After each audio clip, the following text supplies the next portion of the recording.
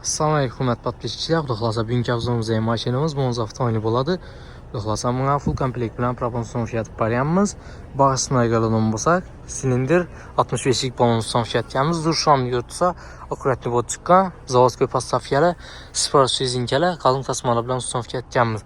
Xudaxalasa Changpang 20 deyib, şunkələndən vurub paryanımız, passafiyəmiz zavodskoy passafiyə boladı. ATK firmanı Blokan motorları Gofra fişkələrini Xudaxalasa qızıb, çok gedib qatıb paryanımız, Tenaplastik Türk gəlabına işəyəmiz.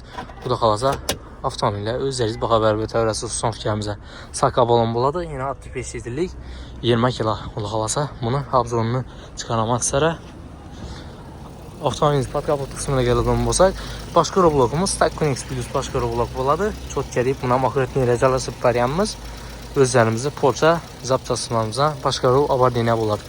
İnjektorlarımızın Christian Tenəcərəsi paryanımız 0.3 variantda Adinoş injektorlar buladı. Akuratlidir. Buna sırğanımız Christianımız zavod xalatında ördü. Reduktorumuzda isə Aton 09 Easy qazniki buladı. Xudaxalasa bundan çok gəlib son fiyatıyamız. Filtrlərini duayını filtre atıb paryanımız. Beraber filtre, yeni bir filtre. Akuratli olub görsəm qaz son fiyatları umman bölünmədi. Qaynatdan çıxmayacaq deyib. Xudaxalasa son fiyatıyamız. Özləriz bir baxa bərabər təvərəsə.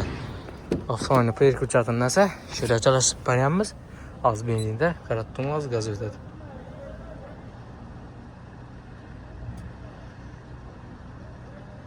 Avtomobilin ucu qazda heç qanday effekt bildirmədi.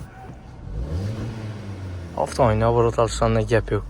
Kiməşin xidmətlərini isə özlərimizə müraciət edib gəlişəcəyim ki, Monza Xitay maşınlarından son fiyat paramız bir mal gəlişəcəyim ki.